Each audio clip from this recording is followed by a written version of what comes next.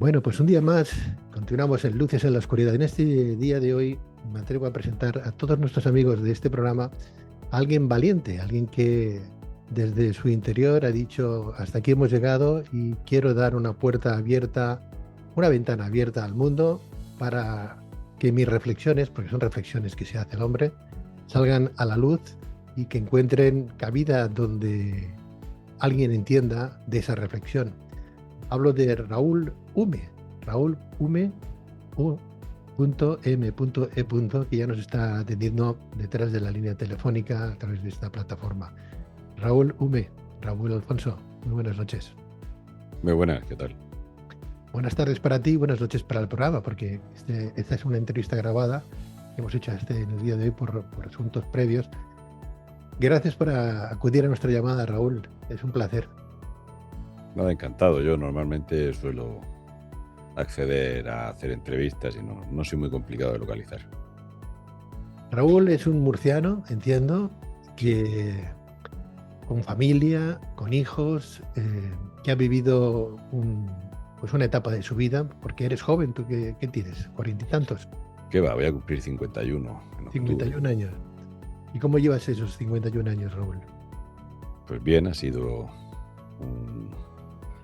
como un parque de atracciones. ¿Sí? Sí. ¿El 51 o tu vida?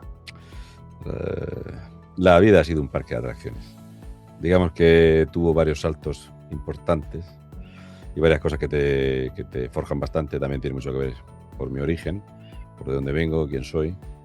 Y sí, estos 50 años han tenido prácticamente de todo. Raúl Hume, lo podemos encontrar en YouTube. Raúl, ¿quién es Raúl Hume? Cuéntame, me dices quién soy. Pues yo soy un padre de familia. He compaginado el trabajo en el campo con el trabajo en la hostelería. He estado más de 20 años trabajando en la hostelería de cocinero. Sigo trabajando en el campo. Ya no puedo trabajar por cuenta ajena, tengo que ser autónomo de actividades agrícolas, lo cual ha sido un antes y un después. Y cuando en el año 2020 se cierra la hostelería, pues con la carga familiar que yo tengo, pues me tengo que buscar otra fuente de ingreso y me fui a trabajar a hacer prospecciones y pozos y tal con una empresa. Y ya no he vuelto a la cocina. Por cosas del azar. Mi mujer me motivó decía que yo tenía mucha gracia para comunicar y entonces pues empecé a hacer cosas públicamente. Y aquello, pues también por la situación en la que estaba España, donde se consumía muchísimo producto digital, pues aquello de repente pues fue una explosión. Y desde entonces pues hago colaboraciones con digitales y ya llevo 6 años en YouTube. Las prospecciones. No, la empresa le pasó de todo, porque ellos son unos amigos míos y tuvieron muy mala suerte porque ambos tuvieron muchísimos problemas de salud con un proceso que se realizó de forma masiva en España y ambos resultaron tener resultados muy adversos. Uno está jubilado, más joven que yo, y el otro le quedaron secuelas permanentes. Entonces la empresa se fue al garete.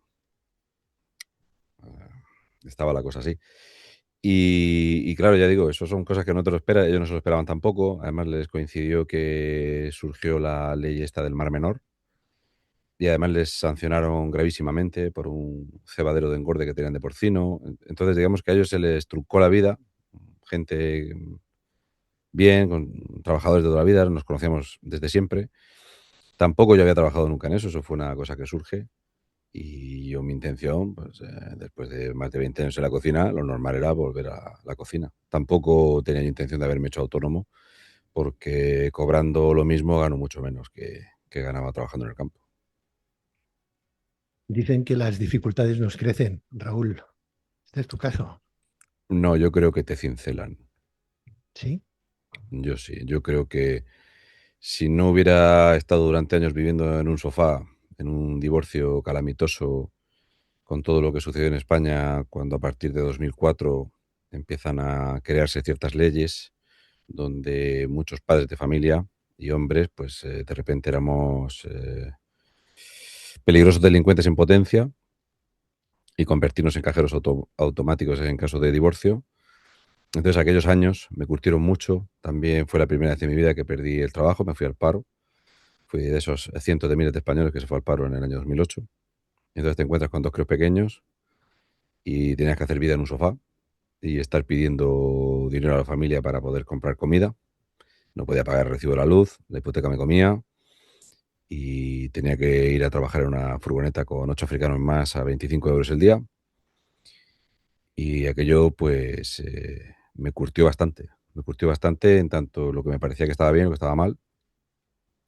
Y como siempre he tenido cierto carácter y cierta personalidad, pues conseguí salir de aquella situación de divorcio, convirtiéndome en la novena persona que se quedó con la custodia de sus hijos y que mi juicio de divorcio se estudia en la Universidad de Murcia. Izna, como dicen los andaluces. Sí, sí. Digamos que soy obcecado. Está muy bien. ¿Tienes dos hijos o cuántos tienes? Yo tenía 2 hijos de mi primer matrimonio. Mi esposa tenía 2 hijos de su matrimonio. Y juntos hemos tenido 2 hijos. Por eso yo cuando me preguntan siempre digo que tengo 6 hijos, Sí, sí. porque aquí somos todos iguales. Entonces no, Está muy bien. Está muy bien. O sea que hace seis no. años que te dedicas a hacer reflexiones en YouTube. O en YouTube. Sí, esto empezó hace, ya digo, esto empezó cuando nos encerraron, empecé en la terraza del piso y yo hacía cosas en Facebook. Yo siempre he hecho, me gusta mucho los monólogos de humor, los chistes y tal. Siempre he tenido gracia para contar cosas con ironía. Y eso lo hacía para los amiguetes. Entonces fue mi mujer la que dijo, pues si es que esto es, ¿qué haces? Yo me río mucho, podrías ponerlo público Claro. y entonces pues nada, se me ocurrió hacer un vídeo allí y lo vieron 2,5 millones de personas y dije yo, adiós. Madre mía. ¿De qué Sí. hablabas en aquel vídeo? Pues me puse a hablar de los negocios de Felipe González, que era algo que no tenía nada que ver ni con la situación que estaba, ni nada que ver con... Pero bueno, la primera vez que yo hice una cosa en Facebook, en 2010, fue hablando de las peculiares herencias que tenía Juan Carlos I. Y entonces me pusieron a caer de un burro. Y dije, pues para mejorarlo, 10 años después voy a hablar de Felipe González, que me viene a pasar 3 cuartos de lo mismo. Sí. Raúl, ¿cómo se llama tu mujer la que te dijo que hicieras lo de Aida. Aida? Hay que felicitarla, ¿eh? Sí, sí, yo siempre digo que esto es culpa de ella. No como algo bueno, sino como algo malo. Esto es Está culpa tuya. claro. Algo bueno, algo bueno, algo bueno. Aquí felicidades porque nos hubiéramos perdido a un buen hombre y a un buen comunicador, Raúl. Bueno, quizá ella siempre decía que yo era un diamante en bruto, yo siempre dije que era más bruto que diamante. Y entonces ella decía que yo tenía mucha gracia para contar cosas y que tenía mucha agilidad para hacerlo. Y yo, las cosas que hago, yo sí que hago un trabajo previo, pero nunca tengo un guión ni nada de todo eso, no hago ningún tipo de realización nunca toco un vídeo ni toco un directo, es como sale. Bueno, ahí estamos juntos en este trabajo. Y además es una cosa que sale, es como más creativa, ¿no? Es más natural. Yo Es siempre digo que si más, es natural es más sincero. Es complicado tener una careta puesta tantos años. estoy de acuerdo contigo. Este programa, ¿sabes que lleva 37 años en antena, Raúl? 37. Y hemos conocido muchísima gente de todos los colores, de todas las condiciones sociales, de todas las clases profesionales, historiadores, bla, bla, bla, bla, bla. Y hemos encontrado mucha gente con careta y gente sin careta, ¿no? En 37 años uno da, o sea que el tiempo da para aprender mucho de lo que hay, ¿no? En el escaparate, ¿no? Por eso que cuando uno encuentra a alguien en redes te vienen sin más, ¿no? A tu móvil, que vale la pena escuchar porque sus reflexiones vale la pena entenderlas, pues a mí me apetece traerlas al programa y que nuestros seguidores, nuestros oyentes que nos hacen el favor de acompañarnos en cada emisión del programa de jueves a domingo, pues que los conozcan, ¿no? Tengan el partido que tengan la confesión que tengan religiosa, sean quienes sean, me es igual, ¿no? Lo importante es el contenido. Si el mensaje es óptimo y sirve para acrecentar los valores, tanto personales como colectivos, ¿no? O sea que este es Luces en la Oscuridad. Entonces nos llegó una, un enlace tuyo, Ujú. como Raúl y bueno, yo te escuché, te vi, me tragué un vídeo tuyo me encantó. Digo, este hombre, madre mía, pero cuántas cosas dice, ¿no? Por aquí, en principio, qué valiente que es, ¿no? ¿Quién es este hombre, no? La curiosidad, ¿no? Acabé todo el vídeo largo, de unos 40 minutos posiblemente, ¿sí? Y ya No lo estabas, sé, yo no cobro por horas, siempre digo eso, no sé. eh, No lo sé cómo va a salir. estaba resuelto, estaba resuelto. Digo, caramba, y me llamó la atención, te escuché y te vi en otro, y en otro, y en otro, y en otro. Digo, nada, este hombre hay que darlo a conocer. No solamente a la gente de Murcia, porque tú estás en Murcia, creo, ¿sí? Sí, yo vivo en Murcia, sí. Yo vivo en Mazarrón. Muy bien, sino a todo el mundo. Con lo cual, ya la gente te está conociendo, Raúl Ume, en YouTube. La gente que nos sigue, que te sigan también a ti, por favor. Y a mí me gustaría, ya que te tengo, preguntarte cosas como las que explicas en tus reflexiones en voz alta, ¿no? Eh, nosotros no entramos en política, pero sí que dejamos que los demás entren en política, que nos digan, Ujú. porque lo importante es tener una conciencia pues abierta, ¿no? Un plano de vista de todo lo que está ocurriendo muy abierto, no solamente que te quedes con una noticia de un diario, de una emisora de radio o de una televisión, sino que comulgues con todas y extraigas ahí el mejor contenido habido y por haber. Con lo cual, tú puedes decir lo que quieras, la forma que quieras y como quieras. Yo no te voy a poner ningún tipo de censura y esto tampoco se va a editar. Bien. Con lo Ujú. cual, me encanta que haya gente tan valiente como tú para que nos pueda hablar de lo que está viviendo España, que no hace falta ser ni de derechas ni de izquierdas para darse cuenta que hay algo que no funciona, en muchos sentidos y con muchos contenidos. Entonces, si yo te pregunto de todo lo que está viviendo España, que es mucho, y que nos tildan de fuera en el mercado europeo, americano, ya nos tildan como una, un país que deja mucho que desear. ¿Con qué te quedarías? ¿Qué es lo que crees que está haciendo más daño en el mundo a España, ¿De dentro o de fuera? de dentro? Lo peor de lo que sucede en España, sin duda alguna, es la pérdida de valores. Eso es lo que está disolviendo la sociedad. O sea, la carencia absoluta de empatía entre un gallego y un murciano. Somos extranjeros y no somos coincidentes. Que un libro de texto de Murcia no valga en Alicante, ni en Almería, ni en Castilla-La Mancha, en Albacete.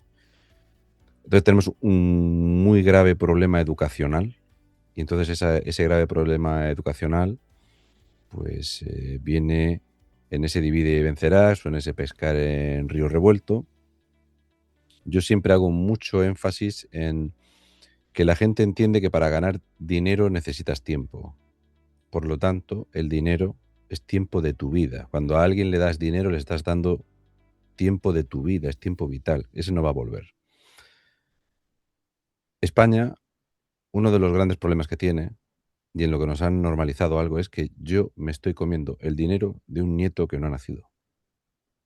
Que eso es la deuda. Y la gente no entiende que la deuda es el tiempo de vida de una persona que no ha nacido, que se lo estoy robando para consumirlo ahora. Y es un dinero que desperdiciamos en cosas que no valen para nada. Si unimos la pérdida de valores con el problema a futuro que tenemos, entenderemos que, por ejemplo, para inicio del año que viene, nuevamente nos van a volver a retocar las retenciones monetarias, porque el sistema de pensiones es inviable. El sistema de pensiones es inviable porque cuando se idea había una longevidad y una productividad y una cantidad de personas colaborando que a día de hoy no tiene nada que ver. Y desde fuera para adentro lo que hay es una enorme injerencia política, porque España tiene una situación geoestratégica planetaria fabulosa. Es un país que tiene muchos recursos sin explotar. Es puerta entre dos continentes y desde tiempo inmemorial, como imperio evangelizador, siempre ha querido ser destruido y devastado por aquellos que están en contra de eso.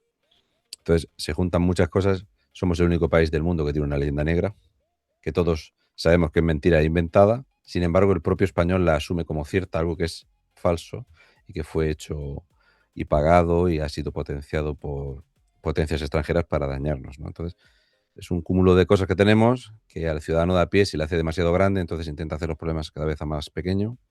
Hay una desconexión absoluta entre el ciudadano y la política, entre el político y el ciudadano. y todos son intereses, y entonces llega ese momento de hartazgo, que yo lo que creo que se observa ahora en España es un hartazgo, y la gente confunde el hartazgo con entregar la cuchara. Entonces yo lo que creo es que la población lo que hace es entregar la cuchara en vez de pelearse con ese hartazgo, la indefensión aprendida. Hablas de leyenda negra, ¿te refieres a? La leyenda negra es que nosotros hicimos un genocidio en Sudamérica y le robamos el oro. La leyenda negra de España viene por ahí hasta ahora, igual que no se contó bien cómo fue la reconquista durante 8 siglos, no se contó bien que la batalla de Navas de Tolosa salvó a Francia, no a España. Y no, hay muchas cosas que no se han contado bien de cómo es posible que con los lusos, que antes estaban en Madrid y en Extremadura, se hizo un país vecino con el que no teníamos ningún problema y sin embargo con el país vecino del sur tenemos todos los problemas habidos y por haber, y con el país vecino del norte, que es Francia, tenemos todos los problemas habidos y por haber. Hasta el punto de que Francia pues, nos llega a invadir, ¿no?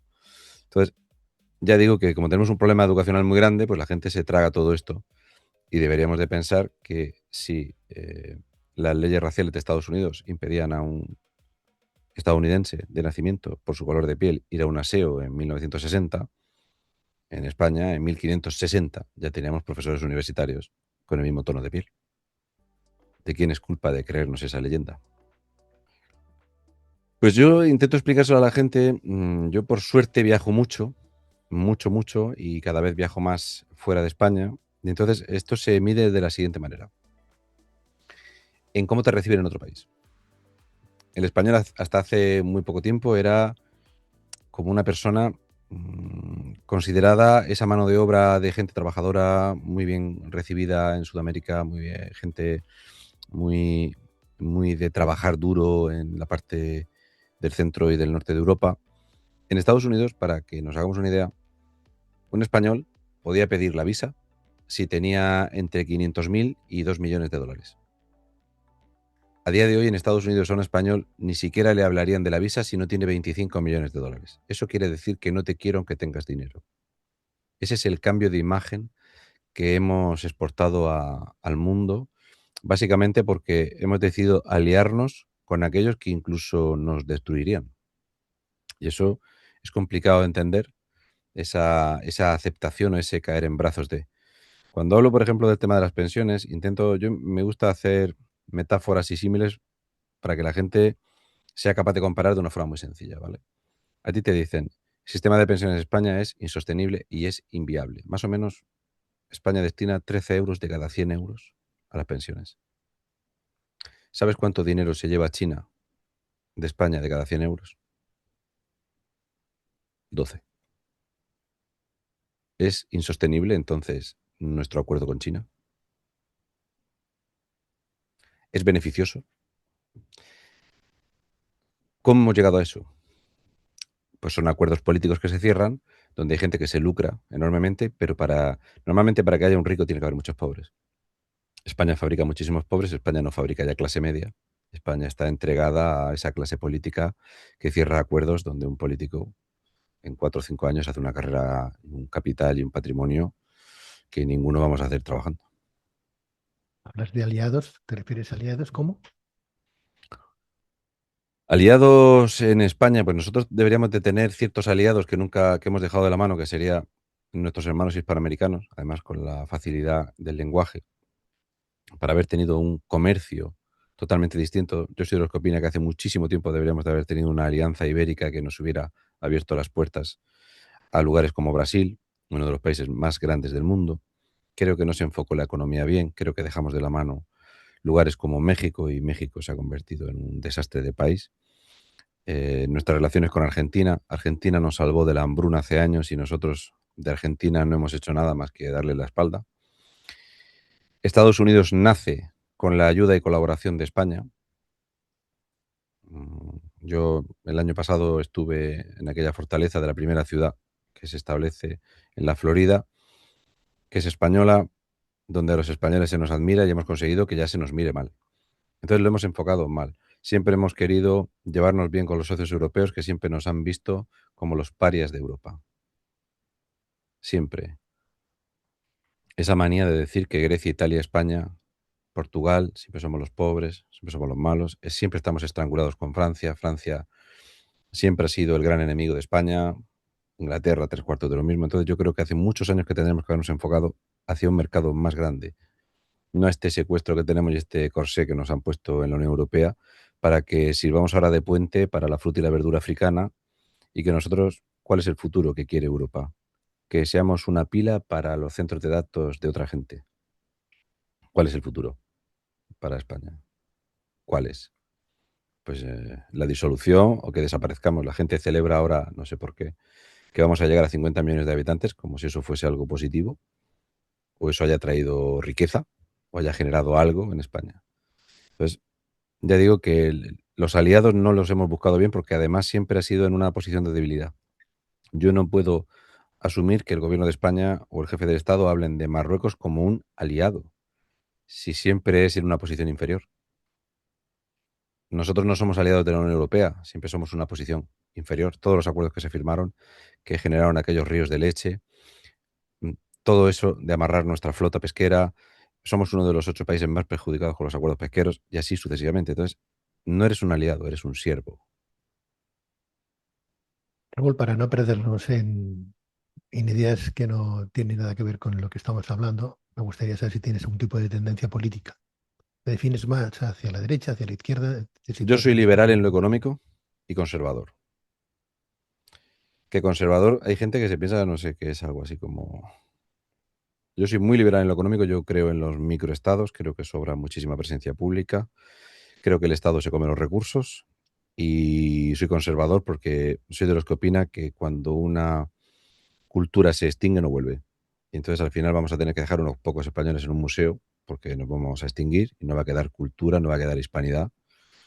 Y en eso soy bastante conservador en ciertos valores. Yo soy una persona que yo no soy creyente ni practicante y sin embargo siempre he defendido nuestra Semana Santa, nuestra cultura, lo que nos aporta nuestra cantidad de catedrales, el hecho de tener la ciudad medieval más importante del mundo, que es Toledo. Entonces, para eso soy muy conservador, pero en lo económico soy absolutamente liberal. No creo en nada en el intervencionismo y a la vista está lo que está pasando con la vivienda. Está claro que lo que fue España no lo es ahora, en el día de hoy. ¿No? Cuando en el siglo XVI, siglo XV era medio, no sé, dueña de media Europa, ¿sí? Sí. A lo que nos hemos convertido a día de hoy, ¿no? Nos hablas desde ese punto de vista crítico desde el exterior, desde el punto de vista crítico interior. Yo no sé si hay mucha gente que todavía hoy mm, están en ese reposo, en ese letargo, que no se sabe muy bien, bueno, pues dame pan y dime tonto, ¿no? O sea, como los romanos, ¿no? Pues venga, vamos a dar circo para que la gente no opine, no tenga, que esté distraída y que no piensen en nosotros, ¿no? ¿Quién crees que tiene la culpa de ese retroceso social, humano, profesional, etcétera, o de situación geopolítica en el mundo de España? ¿La derecha, la izquierda, los dos?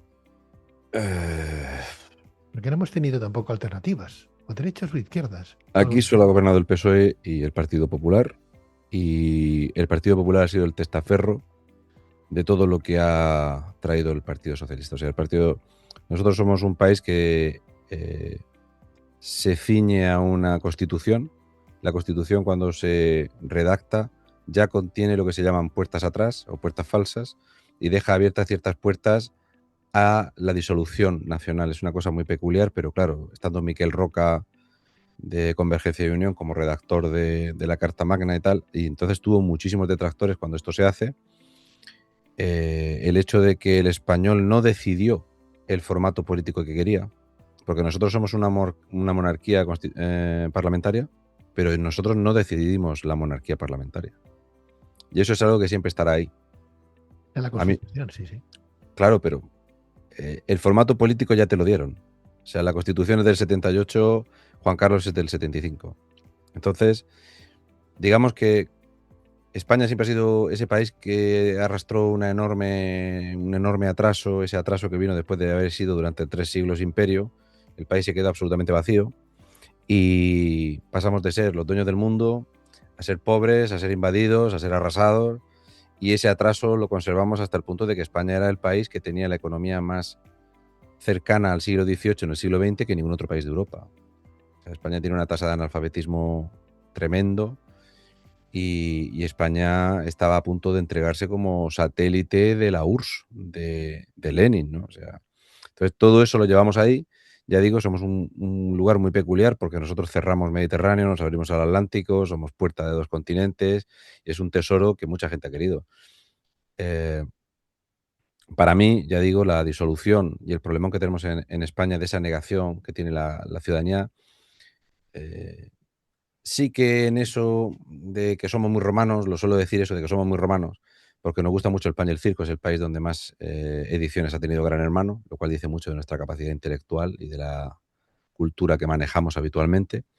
Un español no sabe el nombre de los ministros que le gobiernan, pero sabe los nombres de los participantes de Operación Triunfo y de mira quién cocina, mira quién baila, mira quién canta, y así sucesivamente. Entonces nos ha gustado mucho eso. Somos gente muy indolente, el español es muy indolente, mucho. El español era mucho de, si de los casi 900 asesinatos de ETA, 500 fueron en la Comunidad Vasca, a mí no me afectaba. Conmigo no va. Conmigo no va. Si las inundaciones en Valencia matan cientos de personas, pues a mí no me ha pasado el barro por aquí. Y así sucesivamente. Entonces, esa indolencia es propia, no, es adquirida. Yo, si algo tenemos los españoles, y esto es una cosa que está clara, que lo llevamos en los genes, somos gente extrovertida y somos gente muy solidaria, mucho. Y eso ha jugado en nuestra desventaja, en no haber sido un poco más cerrados, haber sido de otra forma. Entonces, eso ha aprovechado mucho para incluso ya esa disgregación en comunidades autónomas incluso ya va incluso por ayuntamientos, ¿no? Es como hay un clasismo, hay una fractura social. En los años 80 se trabajó mucho para que los que éramos gente del campo éramos poco menos que mendigos y que había que renunciar a eso. Eh, Hubo una transición donde ese cambio de la España que era un 30% del PIB era agricultura y ganadería, a que de repente pues la gente quería ir a una casa rural a tener wifi, que no oliese a vaca, que no cantaran los gallos y no sonaran las campanas, y eso ha sido a base de destruir una imagen. Entonces, esa imagen, nosotros no decidimos destruirla, pero el ciudadano sí que accedió a que sí que lo quería, y para eso han sido muy importantes todo tipo de subsidios. La PAC ha destruido el campo, el ingreso mínimo vital ha destruido otras cosas, esa pensión que te dan a partir de los 52, 55 años hasta que te jubiles ha creado esta situación de tener la excusa para necesitar mano de obra extranjera, pero a día de hoy la mano de obra extranjera es la mayor parte del desempleo. O sea, es un cúmulo de cosas que el español va diciendo que sea todo básicamente por lo que te has comentado. Es que en España los españoles no pasan hambre. Entonces, como no pasas hambre, todavía no te duele. Pero te estás comiendo, estás viviendo una burbuja de deuda, que te estás comiendo el dinero de los nietos que no han nacido. Estamos pidiendo dinero a futuro. Entonces yo cuando intento explicar a la gente qué significa la deuda, porque la gente no entiende lo que es como que el español no debe el dinero que debe su ayuntamiento, el español no debe el dinero de su comunidad autónoma y el español no tiene nada que ver con la deuda nacional.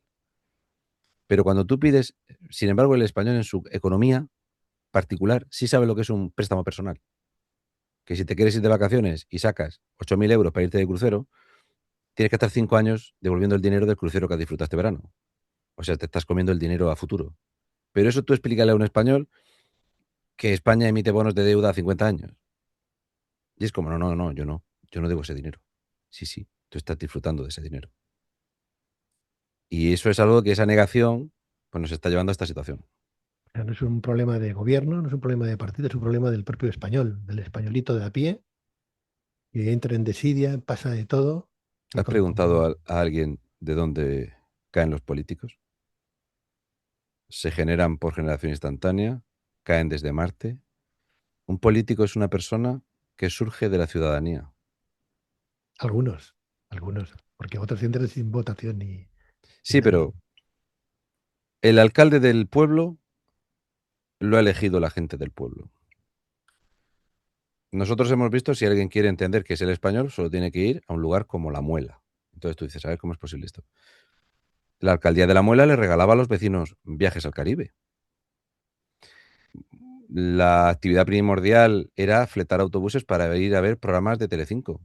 Entonces el ciudadano diría, ¿de dónde sale este dinero? Pero bueno, mira, qué alcalde tan bueno, que es que no regala viajes. El dueño, amo y señor de la isla de La Gomera te paga hasta el entierro. el señor Casimiro Curbelo. Eh, es culpa y no es culpa.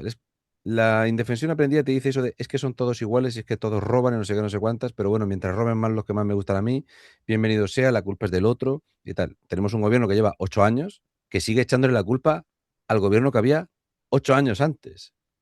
Lo cual es muy del español. Nosotros somos los campeones del mundo de las excusas. Solo tienes que ver a dos amigas cuando se ven desde hace 9 años viviendo en el mismo pueblo que te dicen eso de, ay, pues sabes que te iba a llamar, pero no me ha dado tiempo a llamarte en estos 9 años. El español es el campeón mundial de la excusa. Entonces, para todo tenemos excusa y no entendemos que la gente puede percibir hoy día cuando sales a una carretera que hay mucho bache, las autovías están mal, tenemos muchos problemas con los trenes, eh, la sanidad está como está, todo está un poco dejado, todavía en estos años tenemos un montón de niños que van al colegio en barracones y tal. ¿Y cómo es posible con el dinero que hemos triturado que no se ha destinado a eso? Actualmente 172 millones distribuidos en ayudas a África, a asociaciones de jueces de Brasil, a comunidades indígenas, a cosas que Hemos pagado el censo de Georgia. no, no, que pagamos dinero a las instituciones de fuera que ni siquiera conocemos, que el españolito no tiene ni idea de lo que son, ni quiénes son. 172 millones cuando, ¿qué pasa? ¿Que no tenemos necesidades en España de ese dinero? No sé. Los 172 millones, esos te los firmo yo. El AECID saca mucho más dinero fuera. Todas las comunidades autónomas tienen acuerdos con entes en otros países, es una cosa que se empezó a hacer hace tiempo, y de hecho todos los ayuntamientos que tengan al menos 20.000 habitantes o más tienen algún convenio con alguna población en otro continente de tal forma que el dinero que sale no se puede seguir. Entonces, 170 millones te los firmo yo, O pero sea, no estamos hablando de esa cifra. Solo tienes que ver que cuando Pedro Sánchez visitó Bolivia, ofreció 400 millones de euros para solventar el agua corriente de una población, 400 millones de euros. Es el mismo dinero que prometió para el Mar Menor de Murcia que nunca llegó. Se fue a Nigeria para cerrar acuerdos petrolíferos y cerró un acuerdo de colaboración sanitaria de 350 millones de euros con el país que es la mayor fábrica de humanos del mundo, la mayor bomba demográfica del planeta es Nigeria. Pues no te preocupes que nosotros le dimos ese dinero. Le hemos mandado dinero a la fundación de Miley Cyrus, de Hannah Montana. Le dio 6 millones de euros porque le contestó a un tuit. 170 millones de euros te los firmo yo. Créeme que te los firmo. hablamos de valores en este programa, comenzábamos hablando de valores de multicultural, social, político, etcétera, que tiene España. Cada día somos más multiculturales. Antes era un país católico, ahora somos un país muy abierto, ¿no? Entra cualquier tipo de religión o comunidad espiritual, no pasa nada, no pasa nada. Y está bien, me parece correcto, pero hasta un A, punto, porque tenemos a una mí no. tradición. Yo no puedo respetar una cultura que cuando mi hija Minerva era pequeña, esa religión empezó a insultar a las niñas que llevaban el pelo suelto o tenían el pelo largo. Y entonces es imposible que yo respete algo que dice que mi madre vale menos que yo, que mi mujer vale menos que yo, que mis hijas valen menos que yo. Entonces, yo para eso soy bastante intolerante respecto a yo respeto la creencia y no la imposición. Yo vivo en un país que es católico y a mí nunca me han impuesto ser católico. De hecho, cuando yo tenía 13 años y me dijeron de confirmarme, yo libremente dije que yo pues, no tenía eso y yo no me confirmé. Si bien es cierto que siendo más pequeño hice la comunión, pero a mí nadie me ha agredido nunca por no ser católico. Hablamos de respeto, Raúl, y de consideración, no hablamos de admisión, ¿eh? O sea, los valores y las tradiciones de un país yo creo que hay que mantenerlas y que nadie tiene la potestad de decidir por una cosa que no le atañe, ¿verdad? O sea, allí donde fueres, haz lo que vieres. O sea, a mí me han enseñado eso desde pequeño. Si voy a un país musulmán, pues tendré que mantener las tendencias que tienen ellos, sociales, de quitarme o ponerme una ropa y ponerme acorde a lo que me dictan sus leyes. Pero aquí en España, al parecer, todo el mundo, aquí cabe todo el mundo, y no solamente cabe todo el mundo, sino las normas, las reglas de este país son pisoteadas de alguna manera por gente que no entra en sus valores, ¿no? Entonces mi pregunta es, España está teniendo ahora un problema importante con el tema musulmán. Durante 8 siglos estuvieron los musulmanes en España. Esto era casi su feudo particular.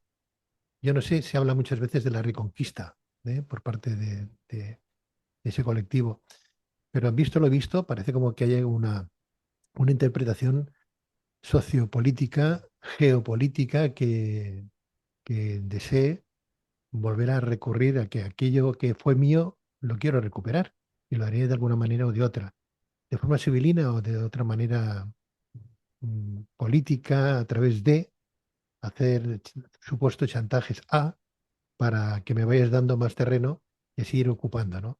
Perdimos el Sáhara en su momento y ahora tenemos un problema con Ceuta y Melilla. ¿Cómo ves eso?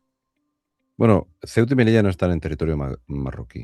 O sea, Ceuta es aproximadamente 400 años más antigua que Marruecos.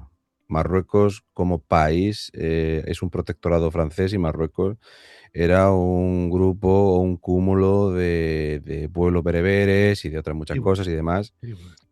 Y entonces el tema este de empezar yo siempre digo, es muy importante, y es el cerebro piensa en el idioma que conoce. Entonces, cuando tú te acostumbras a pensar en el idioma que te dicen, es como cuando empezamos a llamar ocupa a una persona que roba una vivienda. Es como normalizar algo que no es normal, nada más que en algún país como España, ¿no? Entonces, el tema de lo de Ceuta es algo que yo el otro día comenté en un programa de por qué llama la atención esto si en los 50 días anteriores ya habían entrado casi 7.000 sin papeles en Ceuta. ¿Qué pasa? ¿Que 7.000 no eran bastantes? De hecho, hice una comparativa de es mucho que entren 72.000 en Ceuta porque tiene 84.000 habitantes. En la isla del Hierro hay censadas 11.933 personas. En la isla del Hierro han entrado más de 52.000 africanos en barco. ¿Por qué en la televisión no se habló de invasión? Porque el ciudadano español no tenía opinión sobre esto, porque no te lo enseñaron. ¿Por qué te enseñan esto? Pues porque esto es importante que el ciudadano empiece a normalizar algo. Entonces, el hecho de que tú empieces a normalizar algo que tú no has decidido tiene un gran mensaje para mí. Nadie en Península asocia que la isla del Hierro va a ser propiedad de Mauritania, por ejemplo. Pero poblacionalmente podría haberlo sido. No hubo ningún militar desplazado allí. De hecho, los coches que hay de Guardia Civil en la isla del Hierro, que tiene 3 municipios, se pueden contar con los dedos de una mano. Entonces, ¿el español se entera de lo que quiere enterarse o de lo que te dicen que te tienes que enterar? ¿Formamos opinión porque realmente evaluamos la información o solamente recibimos la información que nos filtran y que ya nos la dan masticada y amasada para que creemos una opinión? Si han entrado 100.000 africanos en las Islas Canarias en 3 años, del 21 al 24, 100.000 son muchos o pocos. Si hay días que en Barajas entran 15.000 inmigrantes ilegales en Barajas. En un día en Barajas. Hemos colapsado 2 terminales de Barajas. De gente que coge un vuelo, llega a España y dicen que se queda en España y se queda en España. Y punto. No tienen que hacer nada más que comprarse el billete de avión. Cero. ¿Cómo hemos tolerado eso? Pues es muy sencillo y es una cosa muy buena. Ser español a día de hoy no significa nada. Tu nacionalidad se regala. Dime qué país te regala la nacionalidad. Pues Rusia regalaba la nacionalidad a gente como Gerard Depardieu o Fabio Capello si tenían dinero. La República Dominicana le regaló la nacionalidad a Felipe González y a Pepe Bono en 72 horas. Pero todos no somos Felipe González, ni Gerard Depardieu, ni Pepe Bono. Pero ¿por qué tenemos 3 millones de personas a las que les regalamos la nacionalidad? Entonces eso es disolvernos a una velocidad nunca vista antes. Es una invasión mucho más efectiva, es una extinción. Mientras te dicen que los españoles no podemos tener hijos, que los extranjeros que llegan a España en situación de irregularidad, sin vivienda, sin trabajo y sin nada, ellos sí pueden tener hijos. Y la gente dice, pues sí, España es ese país que el año pasado asesinó a 106.000 niños sin nacer, pagados con dinero público. Yo cuando tengo que presentar el trimestral o la declaración de renta no me preguntan si quiero destinar dinero a eso. Entonces es complicado porque yo siempre digo que es una estrella con muchas puntas, Entonces, todo es el mismo plan, pero la gente, como es tan grande, no intenta decir que está vinculado, está relacionado una cosa con la otra. ¿Cómo es posible que en España tú ves a los españoles durante años insultar las procesiones de Semana Santa, que eso es arcaico, que es medieval, que si no sé cuántas, que si la Inquisición, vale, muy bien. ¿Cuántas veces hemos visto criticar a las chicas el hecho de que tú entras en una catedral, tú entras en el Vaticano y otro lugar y si vas con un escote pronunciado, vas en bikini, no puedes entrar, te tienes que cubrir? A mí me han llamado la atención porque fue fallo mío, iba en chanclas y bermudas, me puse a entrar a una catedral y me dijeron que por favor que no entrase así. Sin embargo, cuando una mujer tiene que ir a una mezquita en Turquía en un crucero, se tapa el pelo y no pasa nada. El que tú demonices algo, lo haces porque necesitas aceptación social. ¿Cómo es la manipulación tan grande para que te parezca mal que no vayas en bikini por una catedral, pero no te parece mal que tu mujer tiene que ir tapada y con el pelo tapado en una mezquita? Eso es mucha manipulación. Y eso el español no lo quiere asumir, no lo quiere entender, y entonces se deja llevar. Se deja llevar por la corriente, y ya sabes que los salmones que se dejan llevar por la corriente son los que no se reproducen.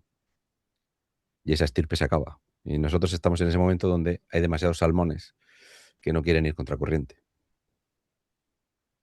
¿Qué futuro tenemos? Porque hablando con Avante Dos Tercios, que es un nuevo partido político que está en formación, que se llevan ya 2 años en cartera, que si se quieren presentar a las próximas elecciones, es un partido político creado por exmilitares, excoroneles de diferentes cuerpos, hartos de cómo está todo, ¿no? Hartos, cansados de ver cómo funciona el gobierno, cómo funcionan la Constitución en sí, porque ellos defienden que hay que cambiar la Constitución, hay que hacer otro modelo de Constitución, ¿no?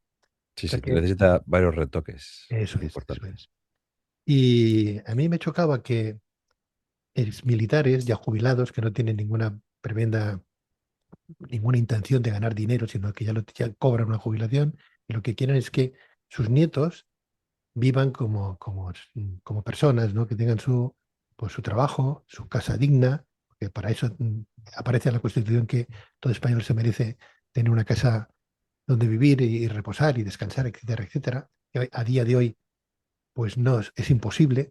En otra época, con todos los detalles malos y buenos que puedan haber de hace 50 años atrás, ¿no? Que se han conmemorado por esos 50 años que falleció Francisco Franco, pero caramba, en esa trascendencia hasta el día de hoy, o incluso antes de su muerte, ¿cuántas viviendas se ubicaron para gente que no tenía? ¿Cuántas viviendas? O sea, quiero decir que ¿Sabes que la gente siempre miente con ese número? Porque la gente habla de las viviendas construidas, pero lo que no te hablan es que se reformaron 9 millones de edificios en un país sin impuestos. O sea, no solo son las viviendas que había para toda la gente. Yo el ejemplo lo puedo tener en mi padre. Mi padre, una persona que estuvo 3 años escolarizada. Mi madre, 3 cuartos de lo mismo, esas personas que son prácticamente analfabetas. Trabajando en el campo, mi padre tiene una casa, se construyó una casa de 350 metros cuadrados con 8 habitaciones. Tuvo 5 hijos. Terminó por comprarse su tierra, 3 tractores, tenía varios coches, motos y demás, y todo trabajando en el campo. Yo siempre digo a la gente, hazme lo mismo ahora. No te pido que me lo mejores, ¿eh? Igualamelo.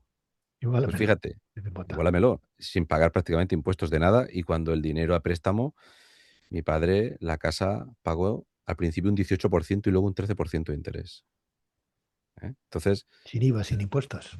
claro, la comparativa es muy dura hacer esa comparativa.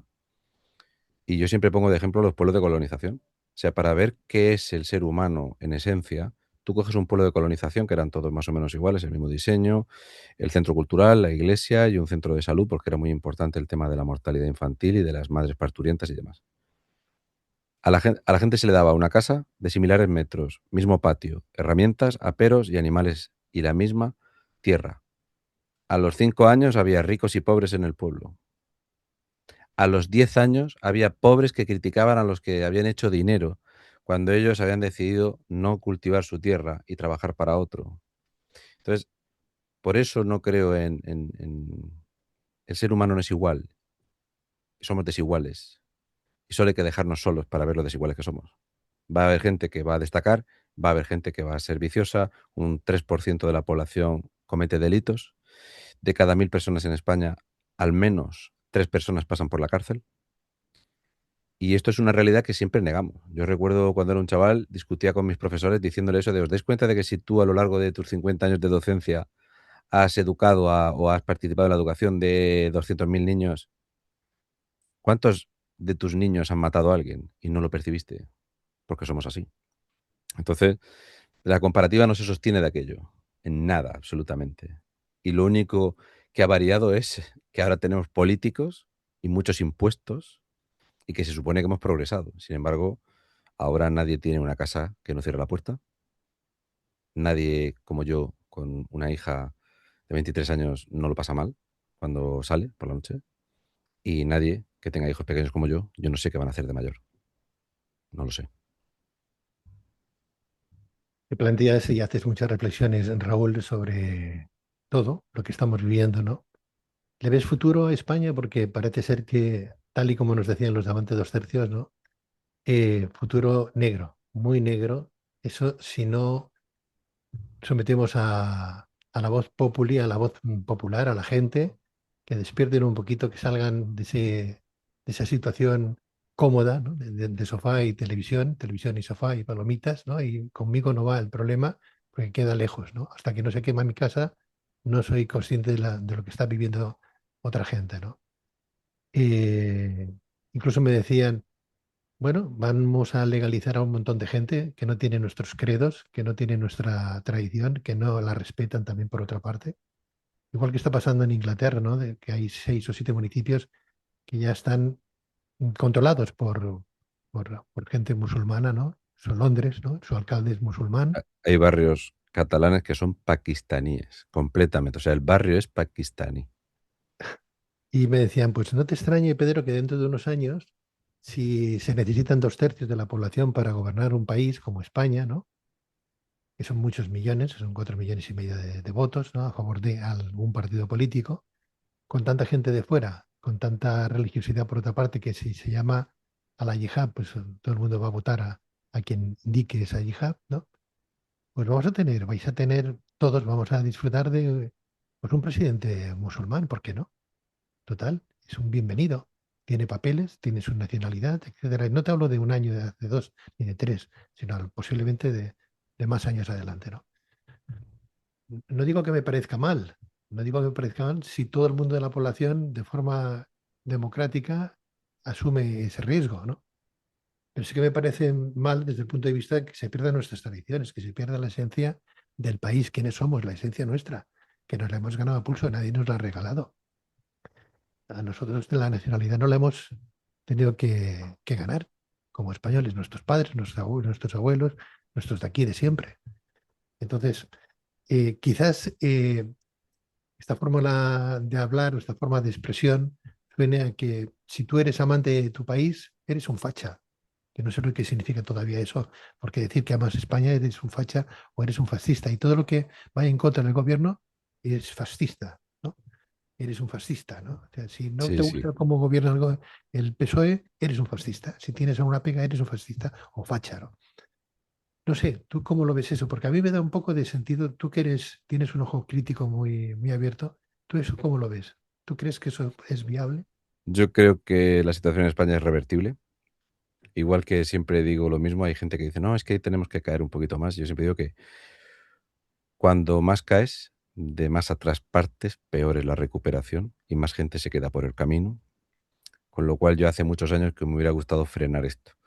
Creo que el ciudadano normalmente no elige en esto que solemos utilizar, que es la expresión esta de la democracia, porque la gente ni siquiera entiende nuestro sistema electoral, lo que es una democracia representativa.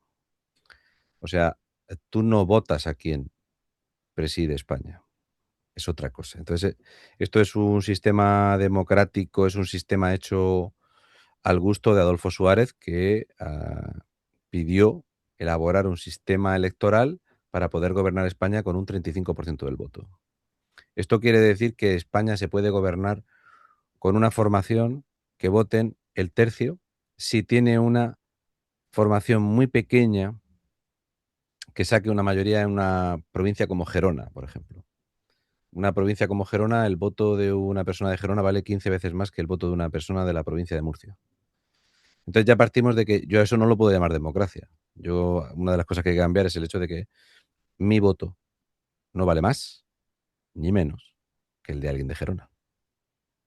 Entonces, como eso no pasa, el resto tampoco va a pasar. Eh, ¿Es solucionable esto? Sí. La indolencia del pueblo siempre estuvo ahí. En otros años, cuando se construían viviendas, la gente del pueblo, el país, no decidía eso, sino que tú tenías un mandatario que tomaba esa decisión. La grandeza imperial de España no la decidía el habitante de España en otro tiempo.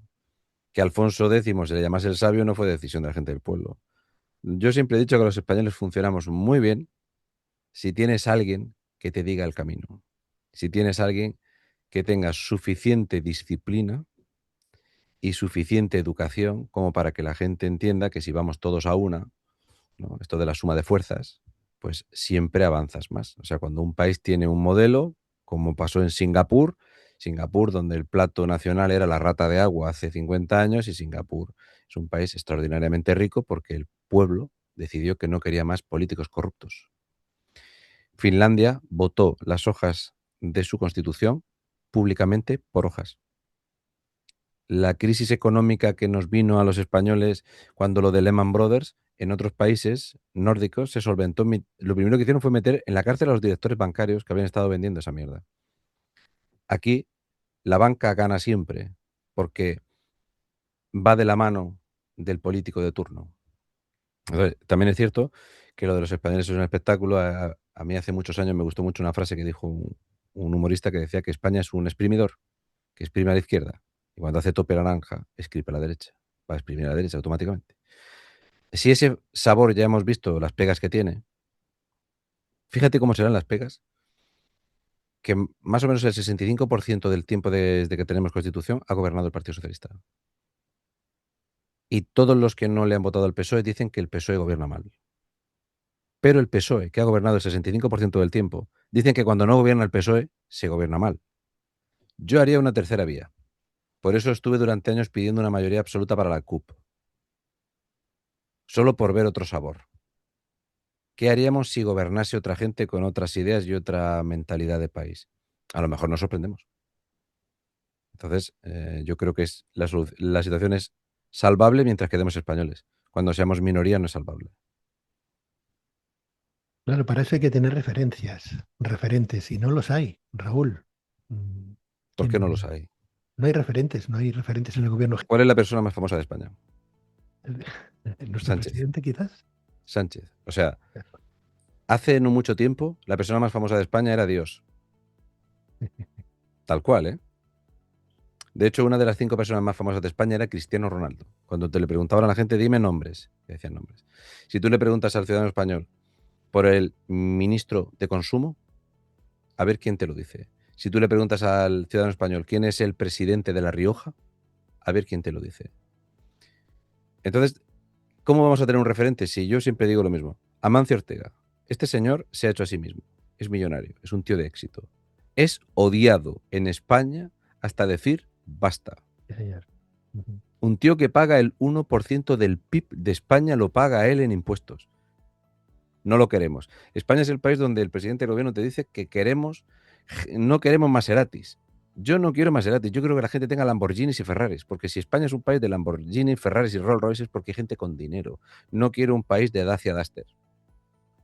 Entonces, cuando uno no tiene esa aspiración y cuando uno aspira a ser pobre y a culpar de toda la pobreza a otro y a decir que es que hay que quitárselo a los ricos para dárselo a los pobres, pues escúcheme, desde que pusimos impuestos, resulta que lo que hemos hecho ha sido multiplicar a los pobres y destruir a una cosa que se llamaba clase media, que ya no existe en España. En España lo que se puede asemejar a clase media es el empleado público, nada más. Ya no hay forma de hacer o de ser clase media que no sea meterte en política o ser empleado público. No hay otra cosa. Entonces, un país con esos valores, pues yo admiro esos países donde los empresarios de éxito son súper reconocidos, la gente los conoce y todo eso. Pero en España tú ves al dueño de Mercadona, el mayor empleador de España, otro sinvergüenza. El mayor empleador de España es otro sinvergüenza. O sea, el odio del español al exitoso. Entonces, ¿qué queremos? Por eso siempre elegimos de alcalde al más tonto y al más pobre. Por eso queremos en la política al que sea incapaz. No queremos un empresario de éxito. ¿Para qué queremos que gestione la agricultura un empresario de éxito que se dedique a la agricultura cuando podemos poner otra persona? ¿Cómo queremos gestionar las centrales nucleares si al frente de la empresa española del uranio ponemos a gente como Leire 10? Esta es la realidad de lo que somos en España. Entonces, ya digo, con estos mimbres hay que hacer el cesto. Por eso es importante tener una persona al frente que tenga claro qué tenemos que hacer, ordenarlo y darte los caminos, porque como te dejen solo, si nos dejan solos a los españoles nos convertimos en esto. Digo una cosa, dentro de nada, si las hay, si las convoca, habrán elecciones, ¿no? Yo me pregunto, todos los que votaron a los socialistas en su momento, ¿no? Todos los que siguen el socialismo hoy, el PSOE, a, a pesar de todo lo que se está viviendo hoy con el gobierno, con el presidente, con su mujer, su hermano, bla, bla, bla, bla, bla, con todo lo que ha pasado, seguirán votando al mismo PSOE, al mismo presidente, al Pedro Sánchez. ¿Habrán aprendido algo? ¿Habremos aprendido algo de todo lo que se está viviendo? Porque en un país como Japón, a un ministro le dicen, le acusan de que faltan 50 euros y se hace la harakiri. En España ni por 500 millones, ni 5.000 millones, y aquí no se hace la harakiri absolutamente nadie. Y encima votamos a los mismos a pesar de lo que vivimos. Santillana decía que el que no tiende, el que no recupera su pasado tiende a repetirlo, ¿no? No nos vayamos a equivocar ya para finalizar. Raúl, ¿tú qué opinas? ¿Votarán al Partido Socialista los mismos o serán muchos menos? Como ya te he dicho, el español cuando lo dejas solo es como es y su naturaleza es la que es. Ningún español reconoce públicamente que se equivoca.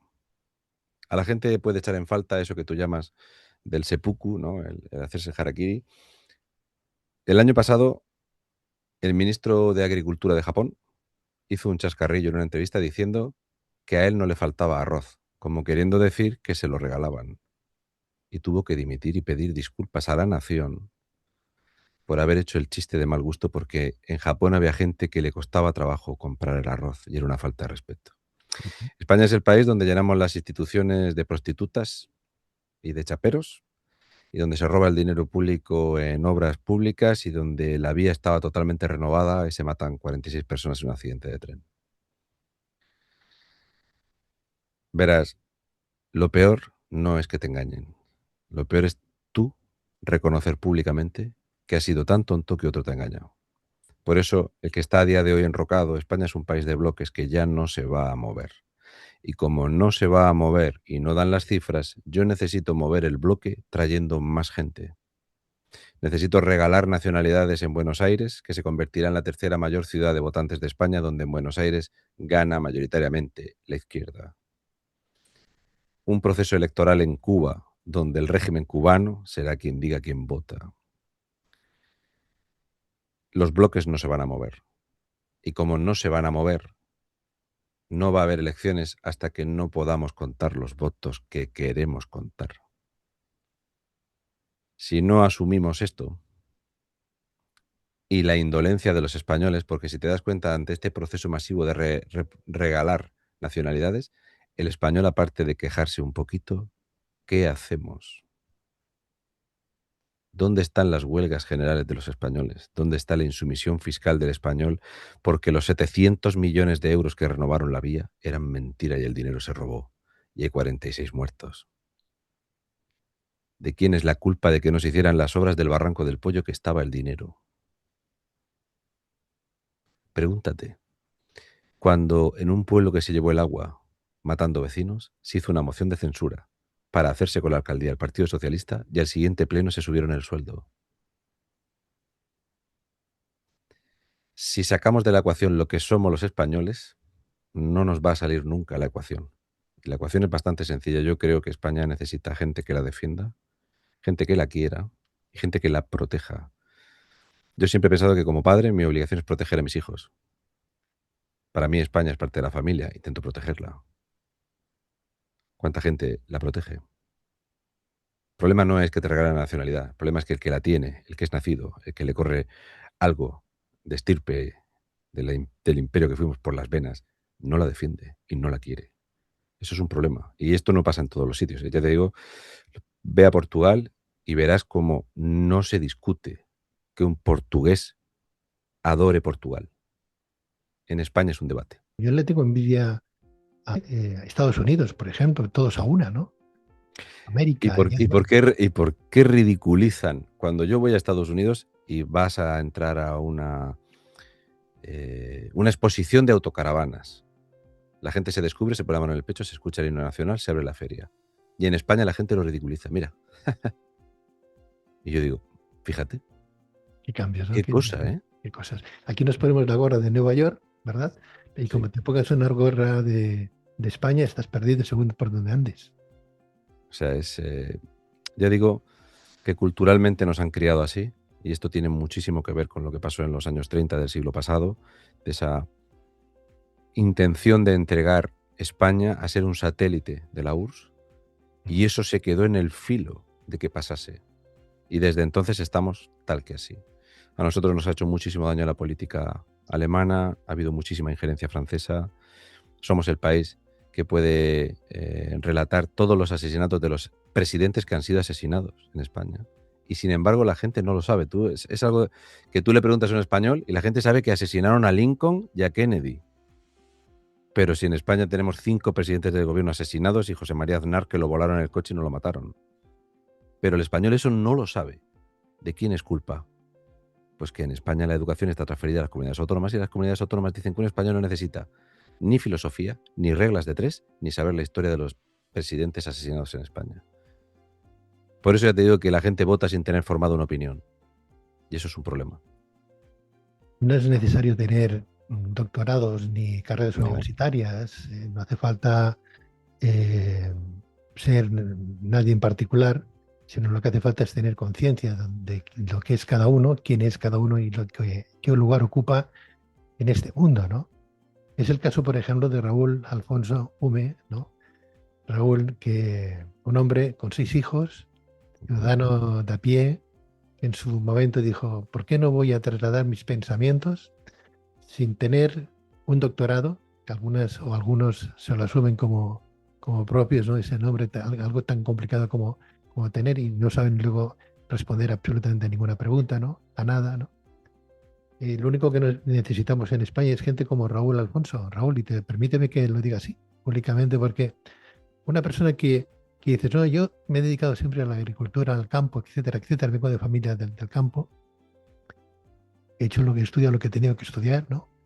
Pero que no vas con alardes de estudios, ¿no? Eres No, una yo hice persona bachiller. que reflexiona, que piensa, que se hace sus reflexiones pensando, pero de verdad esto está ocurriendo, se pregunta cosas. No nos preguntamos cosas. El ciudadano de a pie que nos lo den todo, masticado, por favor, si es posible, porque no tengo tiempo, ¿no? Y así nos va, y así estamos perdiendo lo que estamos perdiendo, y así mm, los que hablan pues de lo que no tendrían que hablar, porque no se sienten pues de su propia nacionalidad, ni dices, no, no sé, allí donde fueres, como decíamos antes, haz lo que vieres, pero si tú te sientes un ciudadano de tu casa, si tú eres amante de tu casa, que en este caso es España, pues tendrás que protegerla, tendrás que cuidarla. Yo de verdad que admiro a esa gente de fuera que van con sus banderas, como tú bien decías, se ponían la mano al corazón y aquí no pasa nada. Y todo el mundo que hace algo parecido, pues tiene tildes de ser de otra época, ¿no? No sé, que gente como tú sean valientes, se sepan explicar como se explican, como te explicas tú en este caso, y que nos abras pues a un mundo que la gente debería de conocer, al menos reflexionar. Por eso que, ¿cómo te puedo localizar yo en YouTube? ¿Qué pongo? ¿Raúl Hume tal cual o qué Sí, hago? si pones un murciano encabronado, te va a salir seguro. O sí, Sí, si no pones encabronado. Raúl Hume, sale, sí. Un murciano encabronado, sí. Que tengas Fue mucho. el nombre artístico que pensó mi mujer que mejor me describía. Daba casi toda la información básica. Un placer, Raúl, de verdad, escucharte. Tienes argumentos que están apoyados en certezas, ¿no? En documentos, o sea, no es una cosa inventada, ni tienes afán de protagonismo, ni te llama la atención el provocar algo simplemente por provocar, sino simplemente lo que haces es exponer lo que llega, lo que sabes y lo que se oculta, ¿no? Que es mucho, ¿no? Gracias, ha sido un placer tenerte en Luces en la Oscuridad y cuenta con nosotros para cuando quieras y lo desees. Pues nada, ha sido un placer y mi objetivo siempre es hacer pensar, que la gente piense. No porque yo lo diga es, lo pueden contrastar. Siempre hago eso. Yo cuando voy a destripar la economía de una comunidad autónoma, de un ayuntamiento o cualquier cosa, le digo a la gente que lo contraste y que lo compruebe. Hay que esforzarse un poco, porque si te lo dan masticado no sabes qué te ha masticado el otro. Lo dicho, un saludo a Aida, tu mujer, y felicidades de nuestra parte y otro para ti grande. Gracias, muy amable. Cuídate. Adiós, Raúl. Hasta luego.